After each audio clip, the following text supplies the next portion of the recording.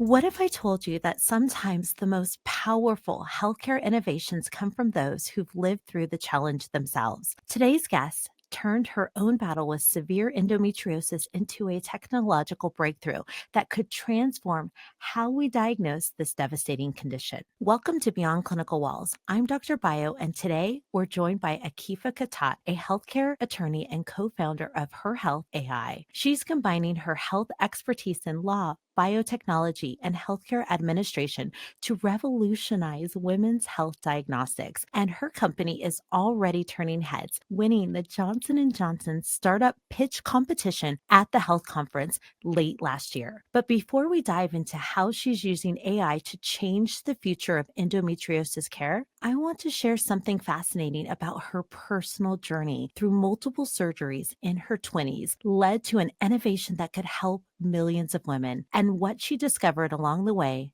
might surprise you.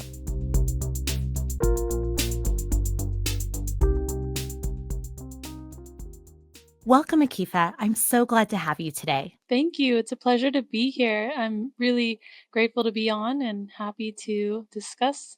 Can you help our listeners understand why traditional endometriosis diagnosis takes so long and how AI could change that? Absolutely. So, traditional diagnostics for endometriosis typically take 7 to 10 years, and it's through diagnostic laparoscopic surgery. So, it's invasive. And a little background for endometriosis, it's 1 out of 10 women have it, 200 million worldwide, top 10 most painful diseases, and also its prevalence is almost like diabetes. So, what ends up happening is these girls will have a lot of menstrual pain and they will take Tylenol, they'll go to their doctors, and they'll get blood work, imaging, and typically it all comes back normal. So that's where the issue really stems from, is not having proper diagnostics that are non-invasive. So after many years, a woman will finally say, hey, I think I have endometriosis, and they'll go for the diagnostic surgery, and that's typically 7 to 10 years. 7 to 10 years to get a diagnosis, and all of the pain, the extra medications, the unknown, the disruption that happens in your life to continue down that path. And then finally, 7 to 10 years later, to have a diagnosis that is disruptive to someone's life. Absolutely. I mean, at first, and as an endometriosis patient myself, I also went through my own journey, which, I can expand on if you'd like me to. But for women, typically, they're not sure what's wrong with them themselves. And so when they go to their doctor, oftentimes they might get gaslit that, hey, listen, it's just ovulation pain. Everything came back normal.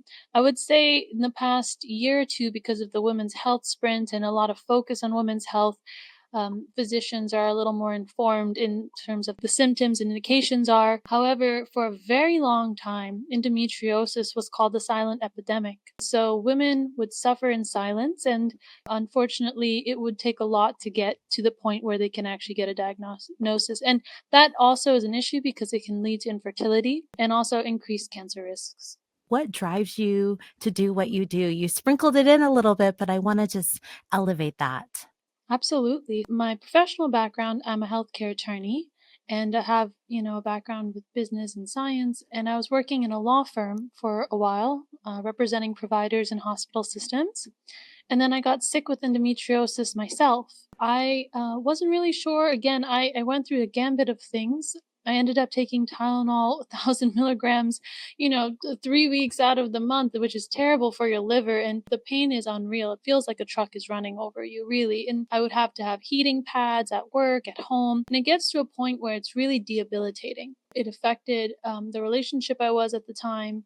It affected, my health, even your moods. I would say that at the time I did have PMDD, which is premenstrual dysphoric disorder, due to an imbalance in hormones. After about a year and a half of excruciating pain, I said, you know what? I think I have this thing called endometriosis, which was, Googleable, and I thought I had the symptoms. I also come from a medical family. I ended up getting 3 surgeries in 6 months. They cut me in about 32 different places, and mine was a very unique situation because it had a bit of an oncological aspect. It put me in front of some of the best physicians in the world, essentially. So we went to Harvard, we went to all over, And they've said, "We've never seen your case before, and we're not really sure how to help you because they've never seen it in the medical literature." With that being said, they did suggest certain routes to take. And ironically, in Brazil, they were a little more advanced than the United States in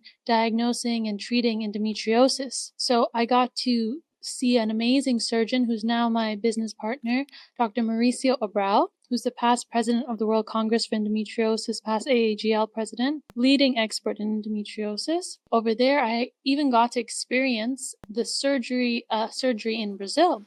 So I know what it's like, to get international care and how it differs from the United States. After that, I ended up going to pelvic floor therapy, had to change my dietary lifestyle. They made me preserve my eggs as well. And I also was put on a 1-year medical menopause.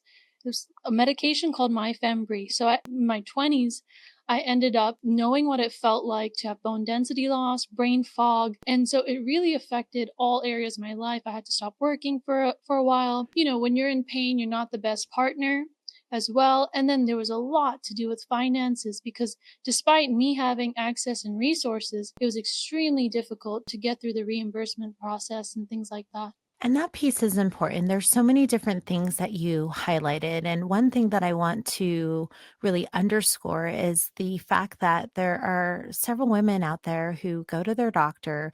They have this, what is considered normal period pain. And for the listeners, I'm putting quotation marks and how that level of dismissal. And then you are just going to whatever you can go to, whether it's Tylenol, ibuprofen, anything to relieve the pain so you can live your life. Thank goodness you were somebody who pressed forward and was able to find out why this was happening and also had the resources. I also want to highlight, you had this wraparound services. You mentioned making sure to preserve your eggs, making sure that you have all of the information about pelvic floor, because often, a surgery, yes, you can have a surgery, but we don't talk about what can happen after the surgery to really regain your life back, because that is a major operation. And so this really takes me to where you are now. When I think of the fact that, you are a part of Microsoft Startup Founders Hub, which is significant. What does this mean to you for Her Health AI's future? And I'd also like to double tap on, share more about what you're doing with your company, with your organization. You touched on amazing points that I feel like we could talk an hour on each of those topics, quite frankly. And I think there's many conversations, professionally and in the public that's happening currently in regards to all of those topics. But in terms of Her Health AI, it's an endometriosis diagnostic company, and we are diagnosing endometriosis non-invasively. It's a comprehensive approach where it's a software as a medical device. And we hope to get this in all hospitals throughout the United States and hopefully internationally, where we can provide that lower diagnostic timeline and improve surgical outcomes. Because we actually not only would say, hey, you are more likely to have endometriosis, but also to go a step further and give an endometriosis mapping of those lesions. So all gynecologists, surgeons are able to see it. Infertility clinics are able to also see it because there's asymptomatic endometriosis that causes people to not be able to have a child. We would like to bridge that gap. I love that because a lot of times people are not aware that that can affect every area of your body. I've had patients where we've found it in the lungs, we found it in different places. And so here they've had this kind of symptom of shortness of breath, coughing, and they've gone down this huge kind of respiratory, do you have asthma? Do you have this? Do you have that? And that thought of this could be something that is endometriosis or reproductive isn't often talked about. And that's why this conversation and the work that you are doing is so vital, because it's the ability to have that diagnosis sooner rather than that 7 to 10 years later, as we mentioned, and get your life back. And the mapping that you have infused into this is huge. And if you can find where to go, who to go to, and also not have to reinvent that wheel, that is very powerful. That leads me, to the next thought. I would love to know more about how do you balance your role as a health tech CEO, founder, healthcare attorney, and pageant title holder. Each of these are demands and on your time, your energy, your passion. So how do you put all of that forward in a way that, stays true to your heart, but also stays true to your mind, body, and soul when we talk about really putting our best effort forward? I think you nailed it when you said mind, body, and soul, because you do have to have passion behind it. And truly, in order to do all the different things, you have to love what you do. Get up every day and be excited about the different things. And I think a little something about me, as any attorney, we bill on the hour. And so we're very good, not even on the hour, 6-minute increments. So we're very good at time management. So that's another key, is honestly time management. And people might say, hey, look, you're doing too much. Not necessarily. If you are able to take some time out to reground yourself, obviously, in different areas of your life, I think that with time management, you're able to tier projects. And tiering different projects for different times and different priorities is how you kind of get things done. And that's been my approach. The other thing as well has been, I always believe that we have different cups in life. You have fitness, relationship, career and ambition, hobbies, all the different areas, spiritual, mind, body, soul, where sometimes in life you're prioritizing your career, but your relationship and family cup might need a little attention. So you have to kind of fill that cup. And then as you go, again, it's tiering and balancing what needs to be addressed throughout life. So that's kind of my approach about it. You have just given the listeners such wonderful gems to think about for their personal life and also their professional life, because I believe in cross pollination. I think those things have to pour over because we bring ourselves to all areas of our work. It's very difficult to separate it, but if you can really prioritize, it's amazing what you could do. And speaking of that, what advice would you have for healthcare professionals who see a problem in our healthcare system, which we know there is a myriad of problems, and really want to find a way to make a change? What advice would you give to them? The fundamental advice I would say is knowledge is power. And the first thing that you would want to do is, if you see a problem or a gap in the market, then you know that there's a need to fill that gap. So learn the market.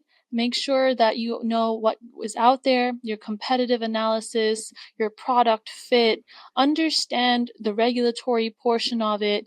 This is all what it takes to get something from conception to commercialization or to help, you know.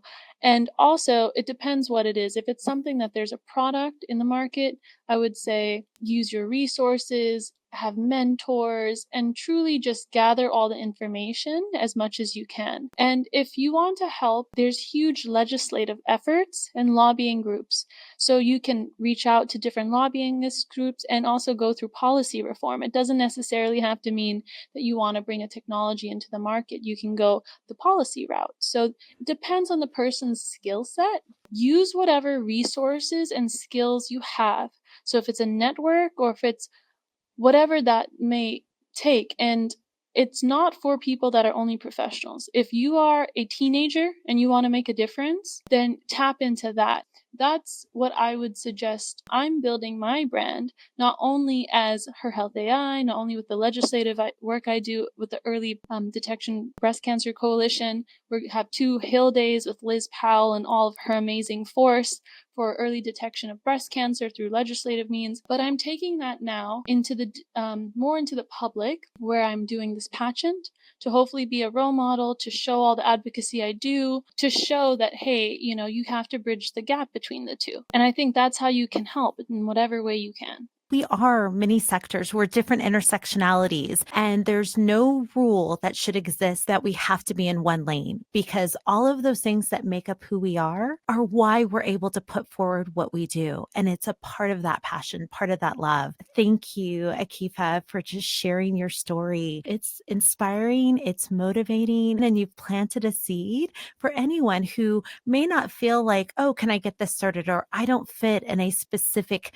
kind of category. today, you've really been able to reflect that that's fine. And if anything, I think that's even better because it's all of those elements that you can bring forward when you talk about innovation, when you talk about bringing new change, policy, anything of that sort. You truly are going beyond clinical walls to create better experiences for patients.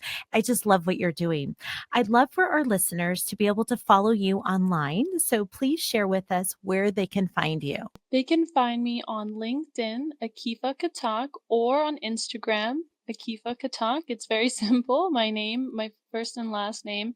And I would encourage you to reach out if you feel like you can relate, and I'll be there to see where I can assist. And the last thing I want to say is just thank you so much for having me. And I'll my motto is we are better together. Thank you again for sharing your story, your work, your passion, and it has been a pleasure to have you on the show. So thank you again, Akifa, and I look forward to staying in touch and just watching you on your journey as you help people across the world gain their life back because that's what you're doing.